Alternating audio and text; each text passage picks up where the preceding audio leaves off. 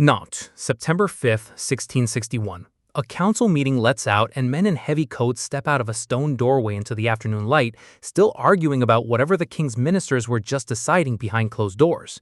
One of them walks a little apart from the rest, a folder of papers under one arm, his mind clearly still half inside the meeting room. He's dressed better than every other person on that street, because right now, in this exact moment, he is the second most powerful man in France. His name is Nicolas Fouquet. He has a carriage waiting for him at the end of the block, and a dinner planned for that evening, and a stack of correspondence back at his lodgings that he still needs to answer before nightfall. He has, in other words, a normal Tuesday ahead of him. He never makes it to the carriage. Tension. A soldier steps into his path, not one of his own guards, not a face he recognizes from the council chamber. A musketeer, a captain in the king's personal guard, a man history will remember by a nickname he never chose for himself, D'Artagnan. There's no shouting, no struggle, no crowd gathering to watch. Just a few quiet words exchanged on a public street in front of maybe a dozen witnesses who have no idea what they're looking at. And then Nicolas Fouquet, superintendent of finances of the Kingdom of France, the richest private citizen in the country, owner of a palace so beautiful it will haunt the king who arrested him for the rest of his reign, is under arrest. Somewhere in a room he isn't in, at almost exactly the same hour, royal agents are already moving on his properties in Paris and across Brittany, seizing papers before word of the arrest can spread and give anyone time to hide or destroy them. This was never going to be a simple arrest. It was the opening move of an operation that had clearly been planned for weeks, timed to hit every piece of Fouquet's empire at once, before he or anyone loyal to him could react. He'll spend the next 3 years on trial for his life, dragged through hearings so long and so exhausting that even his prosecutors will start to lose the thread of their own case. He'll spend the 16 years after that locked inside a mountain fortress so remote that letters take weeks to reach it, and his own wife is permitted to see him exactly once. He will die there. 19 years after this ordinary afternoon in Nantes, he will die having never gone home, never seen Paris again, never set foot inside the palace he spent his whole fortune building. The man who stopped him on that street wasn't chosen by accident. D'Artagnan had spent years as one of the crown's most trusted enforcers, the kind of officer sent on jobs that required discretion instead of force. Louis had planned this arrest for months, moving Fouquet away from Paris first, away from the Parlement whose protection had shielded him for a decade, and away from a network of allies who might have warned him or worse, tried to stop it. Nantes wasn't chosen by accident either. It put Fouquet hundreds of miles from anyone who could intervene on his behalf, in a city where the king himself happened to be holding court that season, close enough to watch the arrest unfold without ever having to say a public word about it himself. Here's what almost everybody knows about Nicolas Fouquet if they know anything about him at all. He threw a party so extravagant it got him arrested. It's basically a proverb at this point. Never outshine the king, look what happened to that guy. And that story isn't false exactly. There really was a party, it really was obscene even for the standards of a court that specialized in obscene displays of wealth.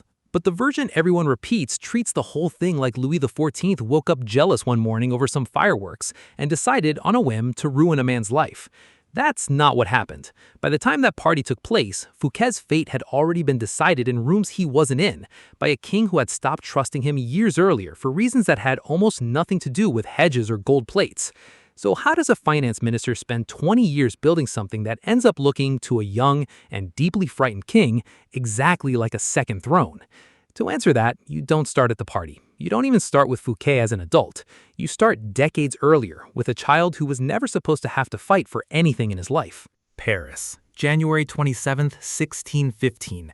A boy is born into a family that has already solved the one problem most ambitious men spend their whole lives trying to crack. How do you get access to power if you weren't born holding a sword? In 17th century France, the old nobility, the nobility of the blade, earned on horseback generations back in wars nobody alive can remember firsthand, looks down on families like the Fouquets, treats them as a Revis, dressed up in borrowed dignity. And the Fouquets don't especially care, because they belong to a newer, hungrier class, the nobility of the Robe, built not on battlefield, but on law courts, account books, and royal offices you could, if you had the money, simply buy outright, no bloodline required.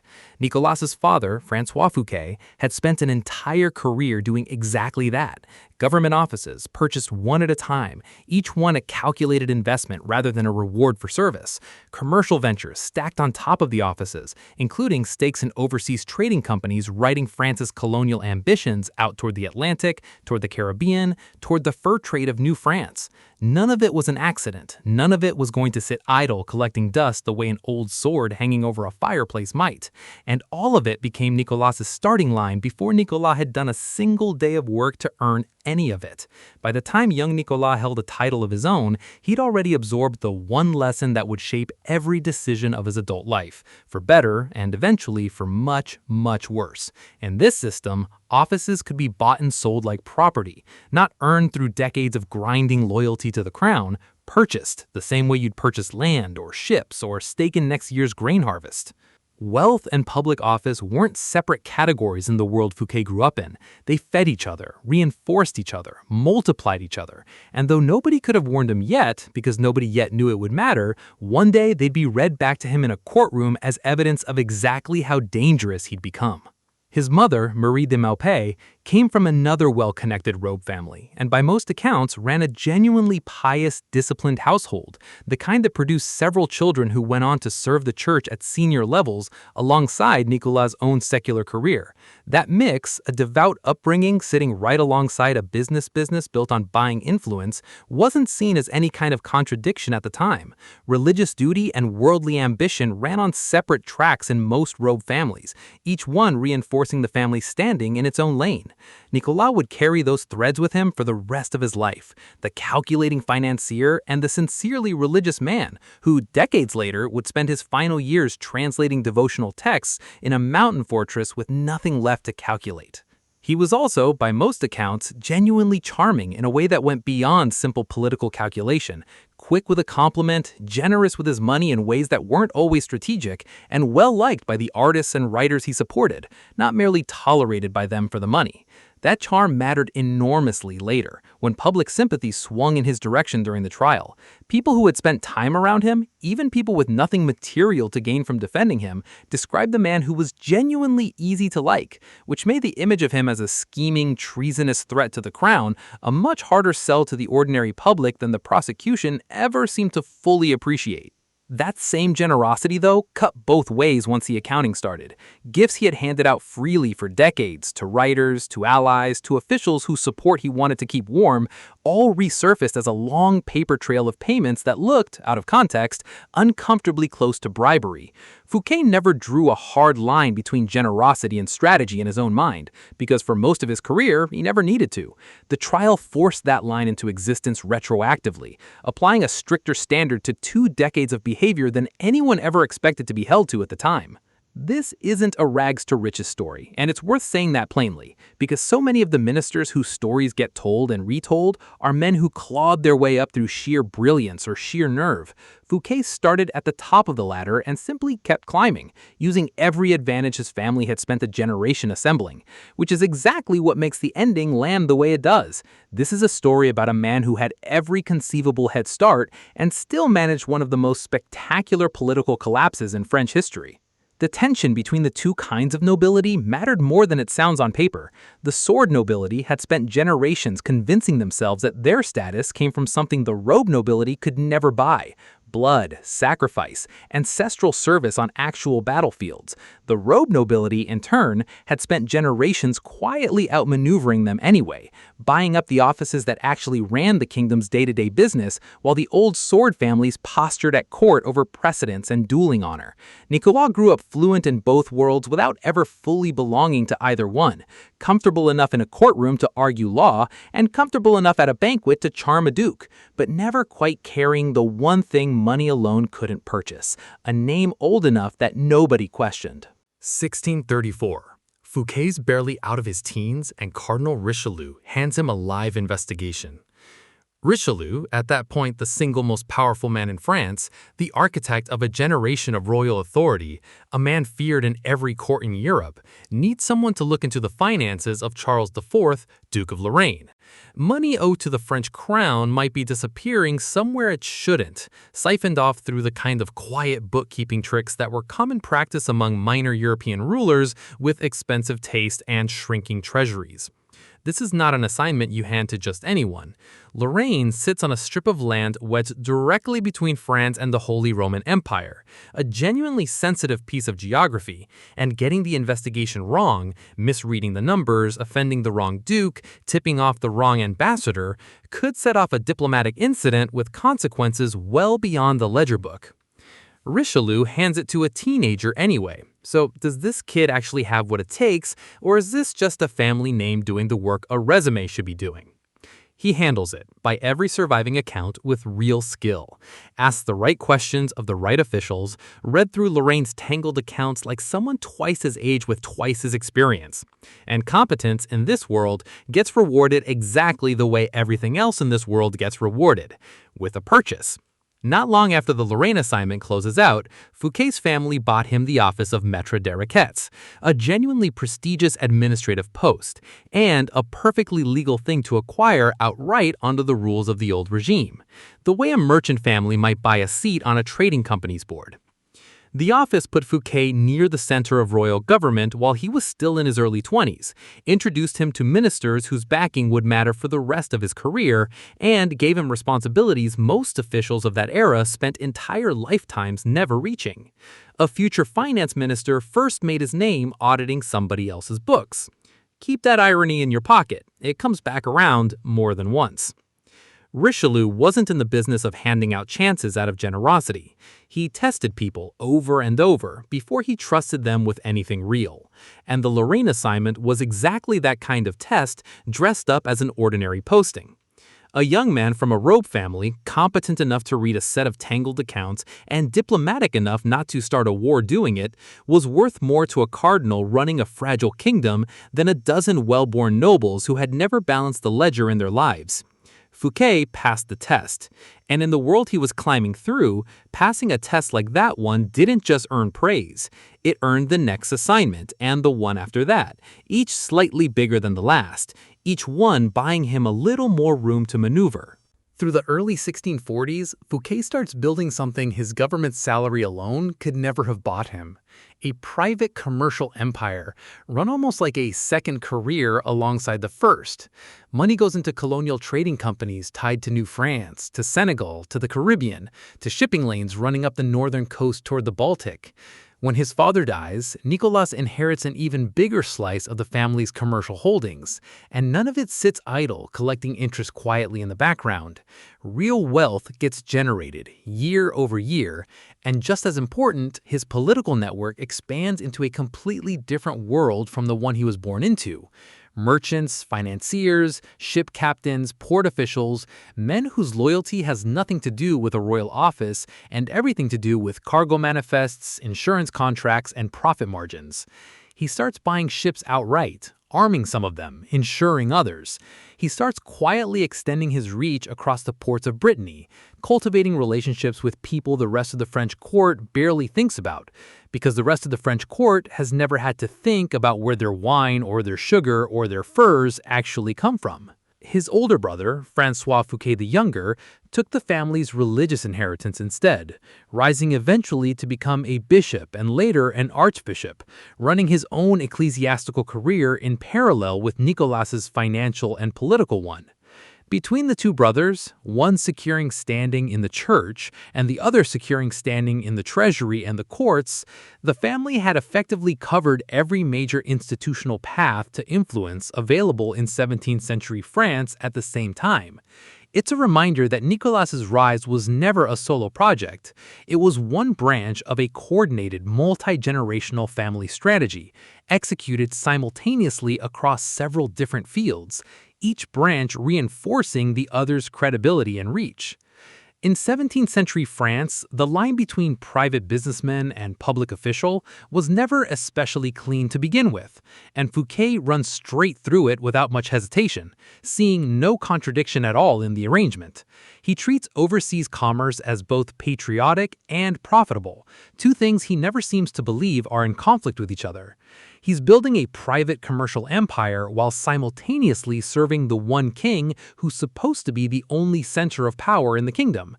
And at the time, plenty of officials in his position did roughly the same thing, so it doesn't look unusual to him or to most of his contemporaries. Later, his critics will look back at exactly these investments, the ships, the ports, the trading contracts, the fortified warehouses, and argue they prove something dangerous, that Fouquet had bought himself a level of independence from the crown that no minister should ever be allowed to have. The ships themselves tell part of the story on their own. Some carried sugar and tobacco back from the Caribbean. Some carried furs down from the northern trade routes. Some were purely defensive, armed and crewed to protect the cargo of the others from privateers working the same waters. Running a fleet like that required something most government ministers never had to develop, a private chain of command that answered to Fouquet personally, captains and factors and warehousemen who took their orders from him and in most cases had never met the king at all. It's a small operational detail that turns out to carry enormous political weight. A minister with a government salary answers to the crown by necessity. A minister who also commands his own fleet, his own warehouses, and his own private payroll answers to the crown by choice. And choices, unlike necessities, can always be revisited. But the thing that turns this from ordinary 17th century ambition into a genuine, specific threat to the throne hasn't happened yet. It happens in the 1640s, and strangely enough, it has almost nothing to do with Fouquet at all.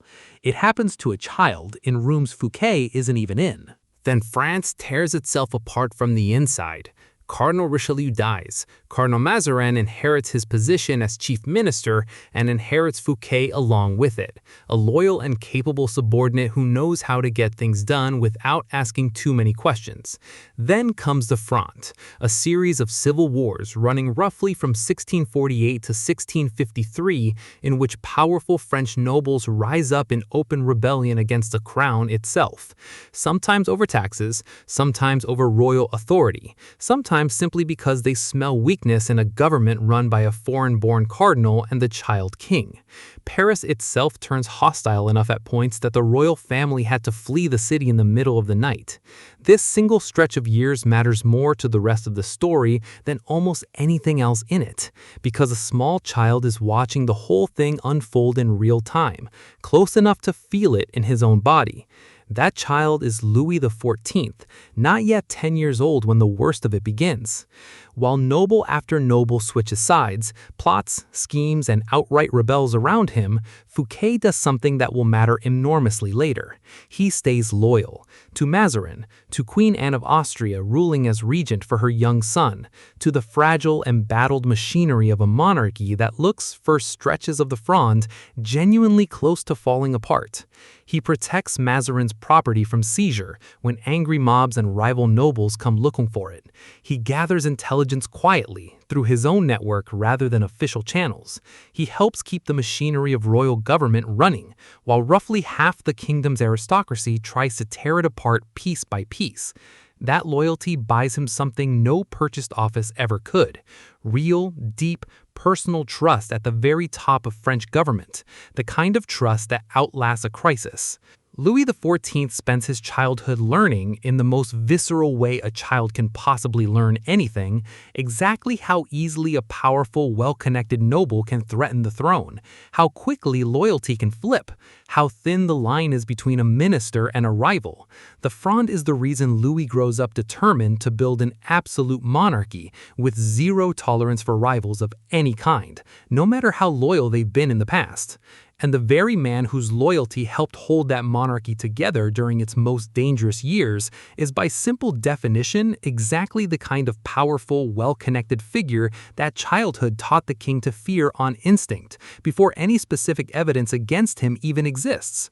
Louis grew up watching his own cousin, the Grand Comte, one of the most celebrated military commanders in Europe, turn his army against the crown during the second wave of the Fronde. He grew up watching the Parlement of Paris, an institution meant to register and uphold royal law, instead obstruct it. He grew up watching his own mother negotiate for the throne's survival from exile in cities that weren't Paris, because Paris itself wasn't safe. By the time he was old enough to rule in his own right, the lesson had fully hardened into policy. Independent power, wherever it appeared, however loyally it had behaved so far, was a problem waiting to happen rather than an asset to be trusted. Charles de Batz-Castellamore himself, the same man who would eventually arrest Fouquet, had served the crown loyally through much of this same turbulent period, which is worth noting only because it underlines how thoroughly the Fronde reshaped an entire generation of Frenchmen around the single question of where their loyalty actually belonged. Some picked the nobles who promised them more freedom from royal taxation. Some picked the crown, betting on stability over rebellion. The men who picked the crown and stayed picked through the worst of it were the ones Louis trusted with the most sensitive work of his reign once he came fully into power, arrests included. His greatest service to the crown becomes, over time, one of the very reasons the crown starts to fear him. And in 1650, right in the middle of the Fronde, Fouquet makes a purchase that will make that fear a great deal harder for the crown to act on for the next decade. Intriguingly, the Fronde itself came in two overlapping waves, and it's worth knowing the shape of both, because Fouquet navigated each one differently. The first wave, the Fronde of the Parlement, was led by judicial nobles resisting new taxes and asserting their own institutional authority against the crown, the same kind of institution Fouquet would later buy his way into for protection. The second wave, the Fronde of the Princes, was messier and more dangerous, led by titled nobles, some of them with their own private armies, occasionally allying with Spain against their own king in the middle of an ongoing war. Fouquet moved through both waves as a fixer rather than a fighter, raising money, managing supply lines for royal troops, keeping communication open between Mazarin in exile and the loyalists still holding Paris. It was unglamorous work, invisible compared to the noble commanders leading armies in the field, and it built exactly the kind of quiet, granular trust that survives long after a crisis ends. At one particularly low point during the second wave, with royal finances stretched so thin that even paying the loyalist troops still defending the crown had become uncertain, Fouquet reportedly advanced funds from his own resources to keep soldiers in the field, the kind of personal financial exposure that makes sense only if a man genuinely believes the government it's propping up is going to survive and remember who helped it through it. It did, and for a long while, it did remember. That memory alone bought Fouquet a decade of trust that his later behavior would slowly spend down to nothing. There's a specific moment from those years that explains exactly why Louis grew up the way he did. In early 1649, with Paris turning hostile and rebel forces closing in, the royal family had to slip out of the Palais Royal in the middle of the night and flee the capital in secret. A 10-year-old king smuggled out of his own city like a fugitive. He would remember that night for the rest of his life. He would build an entire system of governments and eventually an entire palace at Versailles, specifically so that no minister, no noble, and no mob would ever again have the power to make him run. Fouquet, at the time, was one of the men working to keep that same government from collapsing entirely. Both things were true, both things mattered later, for opposite reasons. 1650. The single biggest purchase of his career, and it wasn't a house, it's a legal shield. Fouquet buys the office of Procurator General of the Parlement of Paris. Price tag, roughly 450,000 livres, an almost unthinkable sum even for a man with his fortune, enough to have bought several country estates outright. That number alone tells you how badly he wanted this specific office, because it wasn't just prestigious, it was protective. The position placed him among the highest ranks of judicial nobility in France, and it came bundled with legal protections that made prosecuting him by the crown dramatically harder to pull off, requiring the Parlement's own cooperation before any formal charges could even be filed. In effect, Fouquet had just bought himself a kind of immunity, hiding it inside the perfectly ordinary, perfectly legal language of an office purchase. Put that sum in perspective for a second. A skilled craftsman in Paris at the time might earn somewhere in the neighborhood of a few hundred livres a year, if he was doing well. A modest country estate could change hands for a fraction of what Fouquet paid for a single office. He was spending, in one transaction, something on the order of what it would take an ordinary skilled worker several lifetimes to earn. And he was spending it not on land, not on jewels, not on anything that produced income or comfort in any conventional sense, but on a legal status. That's the detail that tells how clearly Fouquet understood the actual rules of the world he lived in. Wealth by itself wasn't safety. Wealth converted into the right kind of institutional standing was. Around the same time, he marries Marie Magdalene de Castile, whose dowry is large enough to expand his fortune all over again, layering marriage wealth on top of inherited wealth on top of earned wealth. Between the office and the marriage, his money and his political independence both jump to a level almost nobody else in France can match, minister or noble. So what happens when a man reaches a level of financial and legal independence that doesn't depend on royal favor at all? A man the king can no longer easily punish if he wanted to. The Parlement of Paris wasn't the legislature in any modern sense. It was a court, staffed by robed nobility with the power to register or refuse to register royal decrees before they became law, and the power to try members of its own ranks under its own procedures rather than the crown's. Buying the top prosecutorial post inside that body meant Fouquet wasn't just protected by his own wealth anymore. He was protected by an entire institution that had its own reasons, going back generations, to resist being pushed around by the crown. The tax farmers he worked with told a similar story from a different angle. These were private financiers, often wealthy commoners or minor nobility, who paid the crown a lump sum up front for the right to collect a given tax themselves, then kept whatever they managed to squeeze out above that. It was inefficient, it was frequently abusive to the people actually paying the taxes, and it was, for a cash-starved 17th century monarchy fighting expensive wars, more or less the only system on offer. Fouquet didn't invent the system, and he didn't have the authority to replace it even if he had wanted to. What he did was work it more aggressively and more personally than his predecessors had, cultivating close relationships with individual tax farmers, sometimes investing alongside them, sometimes guaranteeing their loans with his own credit when the crown's wasn't sufficient. That closeness bought speed and flexibility the treasury badly needed during wartime.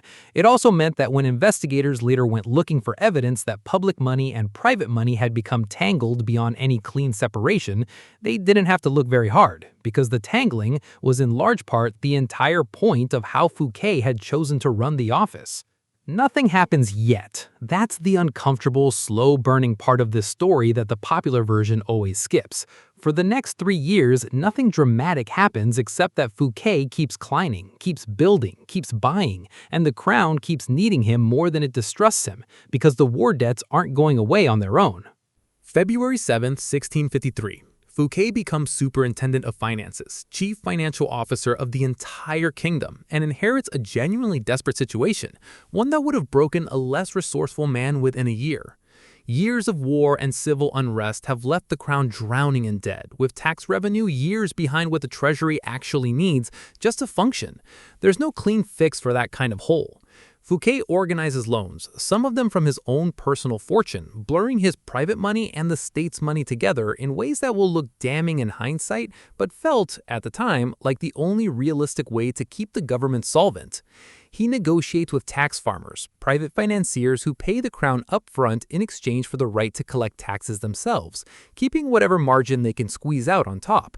He keeps the entire machine of French government running through cash shortages that would have paralyzed a weaker or cautious administrator. His methods rely on tangled, often opaque financial arrangements, and those arrangements very often enrich private financiers right alongside the royal treasury, sometimes more than they enrich the treasury. Was that corruption? His critics said so, loudly, for years, and kept saying it long after he was gone. His supporters argued that without exactly these kinds of arrangements, messy, favor-heavy, financially tangled as they were, France might not have gone flat broke in the middle of a war it couldn't afford to lose. Both of those things were probably true at the same time, which is exactly what makes Fouquet impossible to pin down cleanly as either a hero or a villain, and exactly why a courtroom is going to spend 3 years arguing about it later without ever landing on a fully satisfying answer either way. Consider the basic math he was working with. France was still finishing a war against Spain that had been dragging on in one form or another since before Fouquet was even born, and war on that scale in the 17th century consumed money faster than any tax system of the era could reliably raise it. Soldiers needed paying whether or not the treasury had cash on hand that month. Fortresses needed provisioning regardless of the harvest. When ordinary revenue couldn't cover the gap, Fouquet closed it with loans, sometimes from tax farmers, sometimes from foreign bankers, occasionally from his own pocket. And every one of those loans came with interest, fees, and favors attached, because that's how credit worked for a government whose promises weren't always considered good collateral on their own. None of it was elegant. Almost all of it, one way or another, kept soldiers paid and the war effort intact. His position made him indispensable to the day-to-day functioning of the French state, in a way almost no other official could claim. It also handed him unprecedented, largely unsupervised control over royal money, which, if you sit with it for even a second, is a genuinely dangerous thing to hand any one man for very long, no matter how loyal he's been up to that point. The bookkeeping itself was a mess by design, not by accident. Different revenue streams, different loan arrangements, different obligations to different creditors all ran through overlapping accounts, some public, some effectively private, with Fouquet himself frequently acting as guarantor when the crown's own credit wasn't good enough to secure a loan on its own. That arrangement kept France solvent through years it otherwise might not have survived financially intact. It also meant that years later, when investigators went looking for evidence of wrongdoing, they had an almost bottomless well of transactions to dig through. Transactions that were genuinely ambiguous, sometimes generous, sometimes self-serving, and almost never possible to sort cleanly into one category or the other. And what does a man with unsupervised control over royal money, unlimited colonial income, and a legal shield decide to do with all of it once the debts are more or less under control and the money starts flowing his own way? He builds a palace. Starting in the 1650s, Fouquet takes an unremarkable old estate outside Paris and turns it into one of the greatest country houses in Europe, Vaux-le-Vicomte. He doesn't do it halfway, and he doesn't do it alone. He hires three of the most extraordinary talents in France: the architect, Louis XIV, the painter, Charles Le Brun, the landscape designer, André Lenotte, and sets them loose together on a single unified vision, something almost nobody in France had attempted before. Architecture, interior decoration, and landscape all designed as one continuous idea instead of three separate jobs stitched together after the fact. What they build doesn't just look impressive, it reshapes French architecture and garden design outright for a generation. Symmetry engineered down to the sightline, so that standing in exactly the right spot on the front steps, the entire estate appears to unfold in perfect balance. Optical illusions built directly into the layout, distances that trick the eye into thinking the gardens stretch further than they do. Formal gardens stretching out in geometric perfection, canals cutting straight lines through manicured green, sculpture at every turn, interiors dripping with a level of luxury most French nobles have never seen in person, let alone owned themselves. Construction eats enormous sums of money over years. Some estimates put the total cost near what the crown itself was spending on entire military campaigns. And Vaux becomes something bigger than architecture.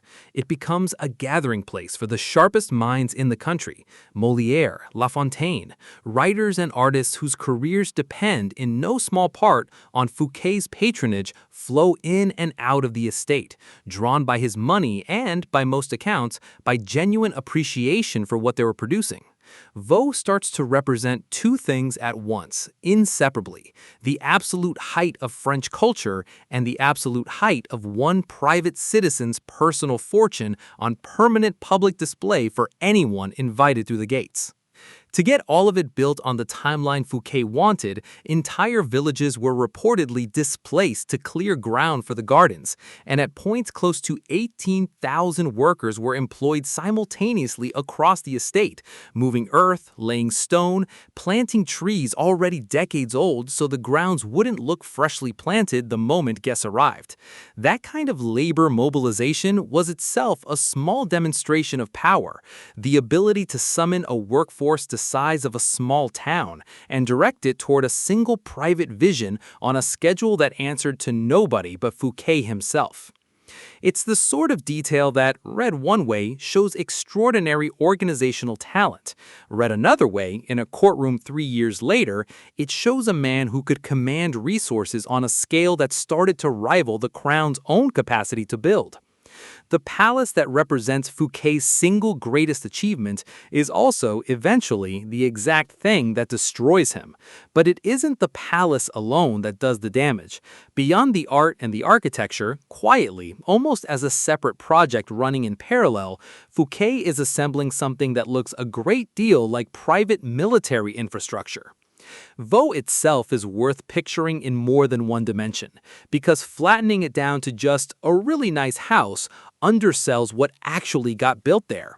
The main chateau sat on an artificial island ringed by a moat that doubled as a mirror for the facade above it, so that on a still evening, the entire building appeared to float on its own reflection. Inside, Lebrun's ceiling paintings turned ordinary rooms into staged allegories of ambition and fortune, some of them a little too on the nose in hindsight. Outside, Lenot's gardens ran for more than 1,000 meters in a single sightline from the chateau's front steps, with fountains, statuary, and a canal all calibrated so that a person walking the grounds would keep discovering new perspectives without ever feeling like the design was showing off on purpose, even though, of course, it very much was. Fouquet's own private study inside the chateau reportedly featured a squirrel worked into the decorative scheme, his personal emblem, chosen for its industriousness, paired with a Latin motto asking how high the animal might climb. It's a small, almost throwaway detail, easy to miss among the ceiling paintings and the gilded moldings, but it captures something true about the man commissioning it, a private joke about ambition tucked into the architecture of the one place he felt safe enough to make it, in a house that would end up proving the model's implicit warning more literally than he ever intended. He strengthens the fortress of Belle-Île off the coast of Brittany. He maintains his own armed ships. He pours money into fortifications and maritime defenses across the region. A lot of this has a genuine commercial justification. Trade routes need defending against pirates and rival powers. Ships need armament to survive the crossing. Ports need fortification to protect the cargo sitting inside them. But it also undeniably carries real military value, the kind that would matter enormously if the political winds ever shifted against him. And to a king who grew up living through the Fronde, who watched noble after noble use exactly this kind of private infrastructure to resist a crown, the difference between commercial defense and private army has stopped being a difference worth making, however sincerely Fouquet might argue otherwise. On top of the forts and the ships, Fouquet has spent decades building an enormous personal network of clients, financiers, provincial governors, influential families scattered across huge stretches of the kingdom, all of them owing him favors, all of them tied to him through debts, appointments, or simple long-standing loyalty, and all of them, in practice, more loyal to Fouquet the man than to the distant, abstract machinery of the crown itself. Belle-Île in particular deserves a second look, because on its own, it's the single piece of evidence that later prosecutors would lean on hardest. It sits off the Brittany coast, a genuinely defensible position, and Fouquet didn't just own it. He fortified it, stationed men there, and stocked it with weapons and supplies well beyond what a private estate would ever need for its own protection against ordinary pirates. Taken in isolation, that's a wealthy man protecting a valuable piece of coastal property in a dangerous stretch of water. Taken alongside everything else, the fleet, the network of clients, the legal shield, the palace, it reads like a fallback position, a place a man might retreat to if the political ground in Paris ever gave way beneath him. Whether Fouquet ever seriously intended it that way is something historians still argue about. What matters, for the king watching from a distance, is that it didn't matter what Fouquet intended, it only mattered what it looked like it could become. The island itself had a long strategic history well before Fouquet ever bought it, fought over by French and foreign powers for generations because of exactly the qualities that made it valuable to him. A genuinely defensible harbor, a position that could threaten or protect shipping lanes along the entire Breton coast, and enough distance from Paris that anyone holding it securely could operate largely outside the crown's immediate reach. Fouquet's investment there wasn't a secret. He discussed the fortifications with royal officials at various points, framing the work as coastal defense against England and the Dutch, a framing that had genuine merit given the ongoing threats French shipping faced in that period. But framing only carries so much weight once a man is already under suspicion for everything else he's built. Add the palace, the ships, the fortifications, and the network together, and by 1660, Nicolas Fouquet doesn't look like a wealthy minister anymore, not to anyone paying close attention at court. He looks like an alternative center of power operating quietly inside France. Not a rebel, nothing so obvious or so crude as that, just a second address a person could go to if the first one ever stopped working out for them. So what happens when the one man protecting Fouquet from the throne's growing suspicion is suddenly not there anymore to run interference? March 1661. Cardinal Mazarin dies, and the ground shifts under Fouquet's feet in an instant, though it will take months for him to fully feel it.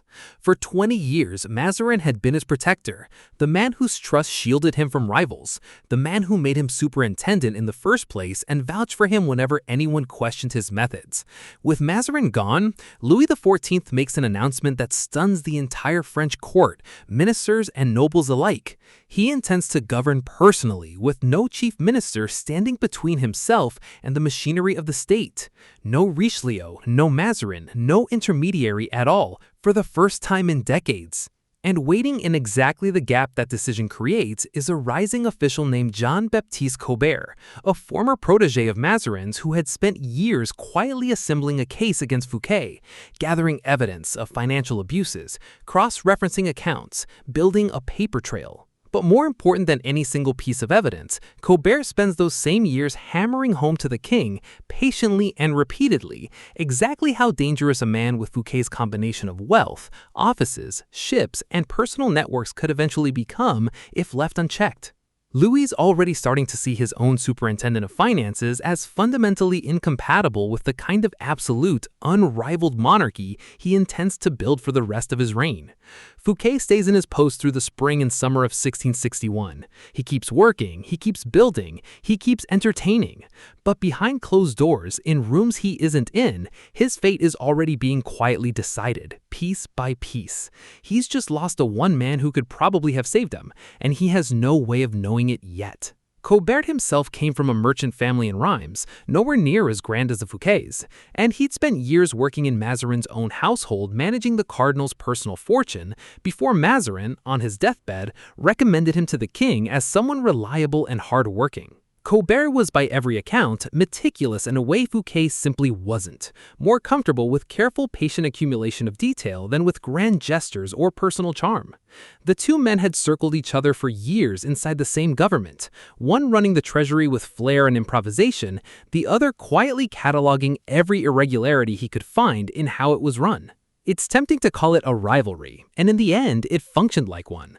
But for most of the 1550s, it was closer to a slow, one-sided surveillance operation that Fouquet never seemed to take seriously enough. By the time Mazarin died, Colbert had already compiled detailed records of loans, contracts, and transactions stretching back years, cross-checked against royal accounts in a way nobody at court had bothered to do before. He brought this material to Louis gradually, in private conversations rather than public accusations, framing it less as a personal vendetta and more as a demonstration of what an orderly, centralized treasury could look like once Fouquet was no longer running it his way. Whether Colbert genuinely believed Fouquet posed a danger to the state, or simply recognized an opportunity to remove the one obstacle between himself and control of French finances, is a question his own surviving papers never quite answer.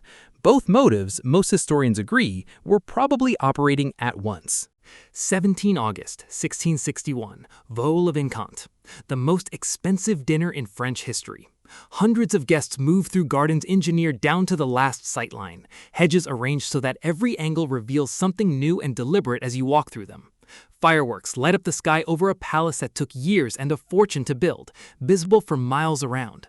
The premiere performance of a brand new Molière play, Les Fachos, the very first time it has ever been staged anywhere, written and rehearsed in a manner of weeks specifically for this night, is performed live for a crowd that included the King of France himself, seated in a place of honor Fouquet had built for exactly this purpose.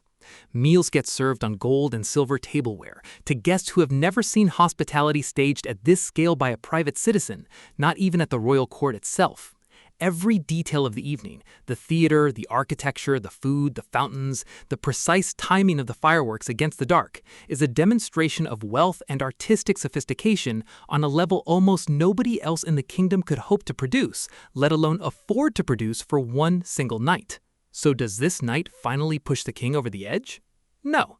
Louis had almost certainly already decided to remove Fouquet before this party ever took place, weeks or even months earlier based on Colbert's case and his own accumulated suspicion. The dinner didn't cause the downfall. It didn't need to. But it absolutely didn't help either.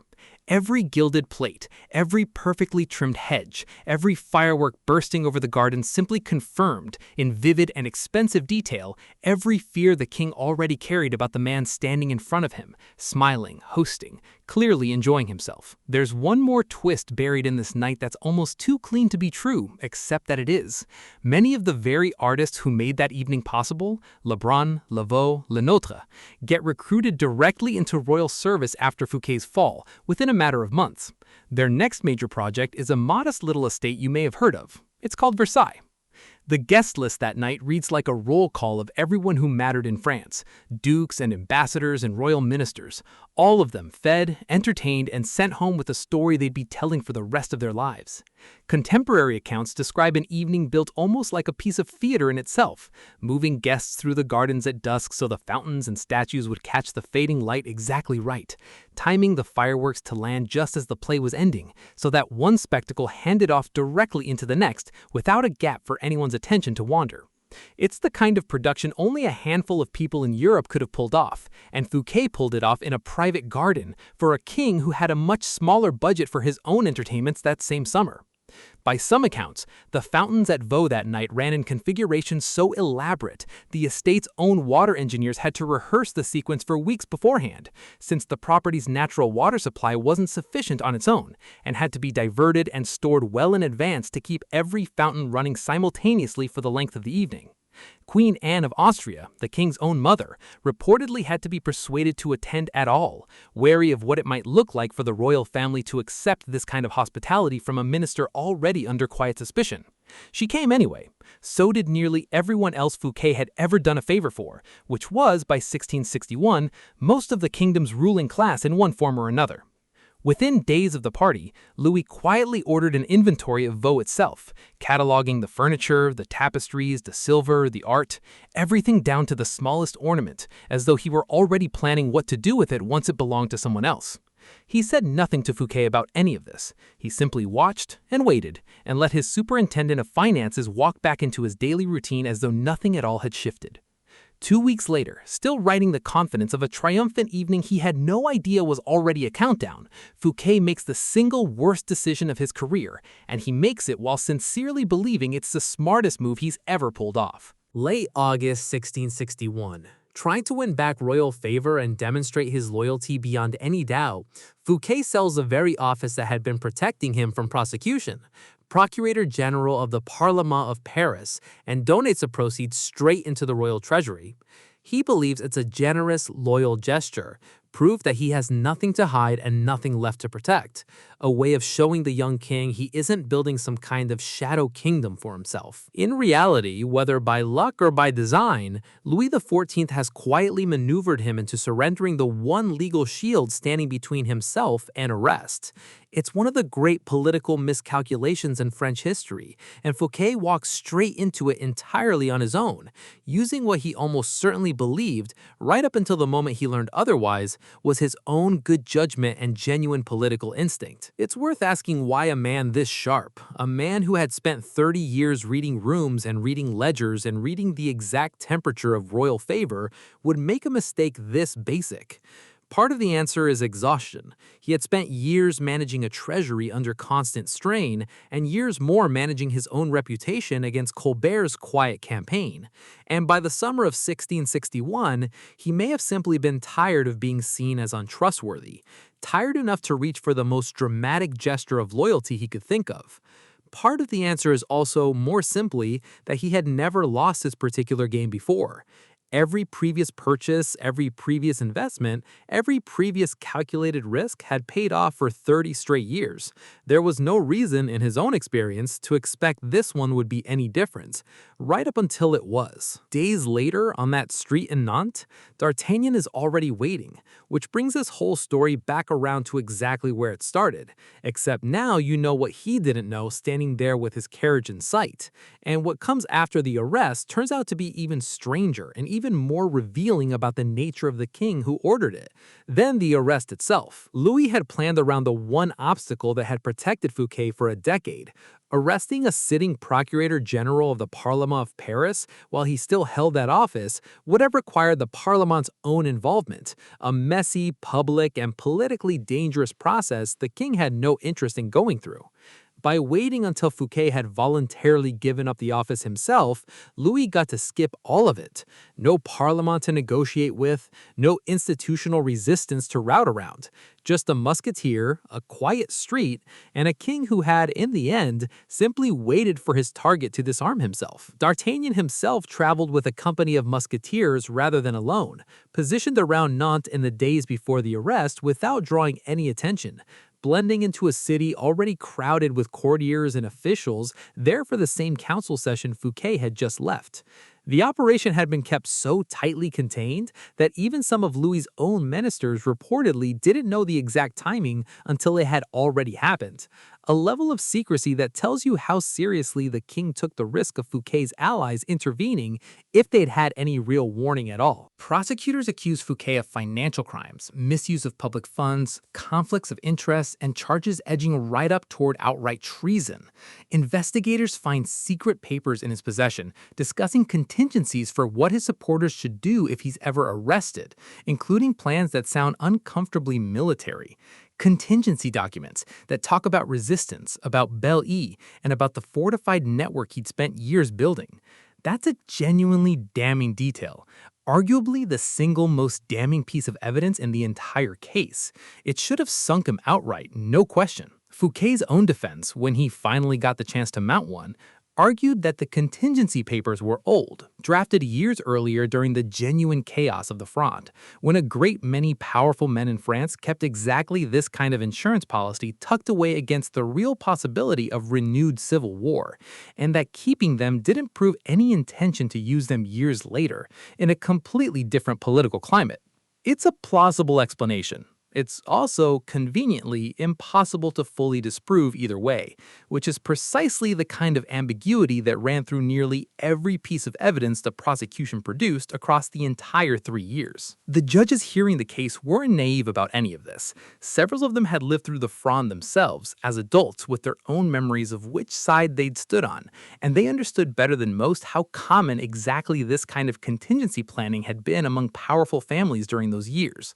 That shared context, unspoken but clearly present in how the case was ultimately weighed, is a large part of why the eventual verdict landed so much softer than Colbert had spent years building toward. Instead, public opinion swings the other way, slowly at first and then unmistakably.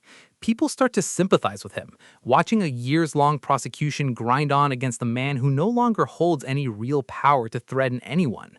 Writers, including Jean de La Fontaine, one of the very artists Fouquet's patronage once supported at Vaux, back when the fountains were still running and the guests were still arriving, back him publicly, in print, for anyone in France to read at real personal risk. Plenty of observers come to believe Colbert, Fouquet's chief accuser and the man who now controls the very treasury Fouquet once ran, has exaggerated the case well past what the actual evidence supported. The trial itself unfolded as a genuine spectacle, moved to a special chamber assembled specifically to hear it, with judges pulled in from outside the parliament so the crown could avoid relying on an institution it no longer fully trusted to convict its own former protector. Fouquet, denied most of his usual legal resources and cut off from the fortune that used to fund his defense, argued significant portions of his own case, and did it well enough that even hostile observers noted his composure under questioning that stretched on for hours at a time. Colbert, watching from the sidelines with an interest that went well beyond professional duty, pushed for the harshest possible outcome throughout, at one point reportedly pressing witnesses and officials so aggressively that some of the judges themselves began to bristle at the pressure being applied to secure a conviction that the actual evidence wasn't cleanly delivering. The chamber convened specifically for the case became known as the Chambre de Justice, staffed with commissioners chosen at least in part for their expected sympathy towards the crown's position, and even that stacked arrangement wasn't enough to guarantee the outcome Colbert wanted, which tells you something about how thin the actual case against Fouquet turned out to be once it had to survive real cross-examination rather than simply being asserted. After years of grinding proceedings, endless testimony, and a defense that Fouquet mounts largely on his own, with real skill, the judges reach their verdict. Banishment. Not execution. Not even prison. Exile. About the most lenient outcome he could realistically have hoped for given the charges. Louis XIV rejects it outright. Not shouting, not visibly rattled, at least not in any account that survives, just certain. The judges said exile. The king says life imprisonment, and with a single act of royal will, overriding the very court he'd empowered to hear the case, the sentence changes. Fouquet's property gets confiscated down to the last object, and any illusion that the French judicial system operates independently of the crown evaporates in front of the entire kingdom. Watching this unfold in real time, even after winning a lighter sentence in open court after 3 years of proceedings, the king simply overrules it with a stroke of his own authority. The law said one thing, the king said another. The king's word won, and everyone watching understood exactly what that meant going forward. Fouquet spends the remaining 16 years of his life imprisoned in the fortress of Pignerol, tucked into the mountains near the Italian border. And the conditions there are genuinely harsh. Communication with his family tightly restricted, nearly severed altogether for long stretches. His letters read and often withheld. His wife is permitted only a single visit to see him in all that time, coming late in his imprisonment after years of separation had already passed and hardened into something closer to permanent absence. 16 years locked inside a mountain fortress and exactly one afternoon with the person he married. The journey to Pignerol itself took weeks, guarded the entire way by a small detachment with orders to avoid any town large enough to draw attention. Once inside the fortress, Fouquet occupied a modest set of rooms far removed from anything resembling the world he'd built at Vaux, his surroundings selected specifically to offer no comfort and no distraction.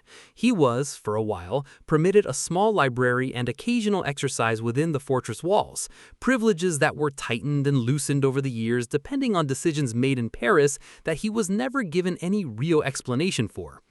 During his captivity, cut off from the world he'd spent a lifetime building, he turns to religious translation and spiritual writing, work that has nothing left to do with finance or politics or palaces or ships or any of it. Outside the fortress walls, the world he'd left behind kept moving without him, at a pace that must have been difficult to even picture from inside Pignerol. Colbert reorganized French finances around principles almost entirely opposite to Fouquet's own, favoring centralized control, standardized accounting, and a deliberate reduction in the crown's reliance on private financiers and tax farmers wherever possible. A project that took him the better part of 2 decades and never fully succeeded in eliminating the messy, favor-based system Fouquet had once run, only in making it answer more directly to Colbert, and through him, to the king. The man who once filled Vaux-le-Vicomte with the greatest artists in France spends his final years alone, with religious texts and almost no one to talk to, in a fortress most of the kingdom has already stopped thinking about. Historical research suggests, and this remains genuinely debated among historians, so it deserves real caution rather than confident claims, that a mysterious prisoner named Eustache d'Auger, the same figure later tied to the legend of the man in the Iron Mask, may have served as one of Fouquet's attendants during his imprisonment at Pignerol. Nobody knows for certain, and the surviving records are frustratingly thin on exactly who d'Auger was or why he was held with such extraordinary secrecy. But somewhere inside the walls of that fortress, Nicolas Fouquet's own downfall may have quietly brushed up against one of history's most famous unsolved mysteries, 2 separate stories about the danger of getting too close to Louis XIV's throne, tangled together in the same cold hallway. Despite repeated appeals for his release over the years, some from Fouquet himself, some from allies still trying to intervene on his behalf, Louis XIV never lets him go. Not once, not for 19 years, until finally, there's nothing left for the king to release. 23 March 1680, Pignerol. Nicolas Fouquet dies in that fortress after nearly 19 years in captivity, far from Paris, far from Vaux, far from everyone who once filled his gardens and his dinner table. The official cause is illness, probably apoplexy, following a long decline that his jailers documented in the same flat administrative language they used for everything else. His body gets buried locally at first, before eventually being moved to his family's crypt back in Paris, the city where this entire story began, more than 60 years earlier, with the boy born into every advantage a person could ask for. By the time he dies, Louis XIV has already fully centralized French financial administration under Colbert and has transformed Versailles into the single blinding symbol of royal supremacy that will define his entire reign for the rest of the century, visited by ambassadors from every court in Europe. The daily reality of Pignerol is worth dwelling on a little longer than most retellings bother to, because it explains just how total the isolation actually was. Fouquet's jailer, a career officer named Saint Mars, ran the fortress according to instructions from Paris that treated every letter, every visitor, and eventually every fellow prisoner as a potential security risk. Books had to be approved. Correspondence went through multiple layers of review before it ever left the building, if it left at all. For a man who had spent his entire adult life at the center of conversation, patronage, and negotiation, the silence itself may have been a harsher punishment than the stone walls around him. While Fouquet sat in Pignerol, his family's fortunes collapsed in ways the trial's official verdict never fully accounted for. His property, confiscated down to household furniture, left his widow and children with a fraction of what the family had once controlled, forced to rebuild a life on the margins of a court that had, in a matter of months, gone from courting Fouquet's favor to pretending they'd barely known him. Some of his sons went on to serve in the military, one eventually dying in battle, careers rebuilt at a much smaller scale than their father had ever imagined for them. The Fouquet name survived. The fortune and the influence that had come with it did not. So, which is he? A genius who nearly saved France for 2 decades of difficult, unglamorous work? Or a man who built himself so much private power that a king had no choice but to destroy him before it destroyed the throne instead? He was loyal enough to hold the throne together during a civil war that came close to breaking it. He was ambitious enough to make that same throne nervous through the rest of his life, right up until the moment it finally acted on that fear.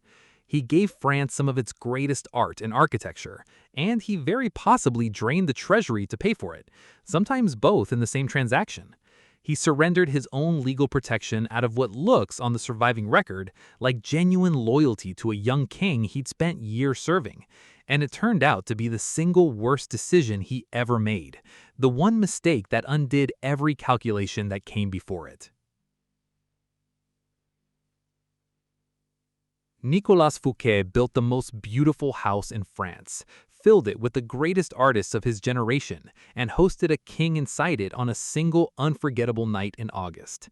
19 years later, he died in a mountain fortress that most of France had already forgotten existed, in a room with almost nothing in it, thinking, by every account we have, mostly about religion and about his wife he'd seen exactly once. While not far away, the Palace of Versailles kept rising, room by room, built in no small part on the ideas of the man locked inside that fortress, using the very artists he'd discovered. There's a version of this story where Colbert is the real villain, a jealous bureaucrat who destroyed a more talented man out of professional envy dressed up as patriotism. There's another version where Fouquet is the real villain, a man who mistook the ordinary corruption of his era for personal privilege and nearly bankrupted a kingdom to build himself a palace. Both of those versions flatten something that the surviving evidence never quite settles cleanly, which may be the most honest place to leave it. Historians still argue, more than 360 years afterwards, about exactly how much of the case against him was real financial crime, and how much was the ordinary, tolerated messiness of 17th century state finance, suddenly treated intolerable the moment the crown needed a reason to remove him. What isn't in dispute is the shape of the lesson Louis XIV took from the whole affair and carried with him for the next 5 decades of his reign. Never again would he allow a single minister to accumulate the kind of independent wealth, private armed force, and personal network that Fouquet had spent 30 years assembling. Colbert himself, for all his influence over the treasury for the next 2 decades, was never handed anything close to Fouquet's combination of financial control and personal fortune, and he knew better to ask for it. The fall of one superintendent of finances quietly rewrote the terms of the job for every minister who held it after him for the rest of the century. Which raises the question, if the price of Versailles was one man's entire life spent to the last afternoon inside a mountain nobody visited, was it really Louis who won?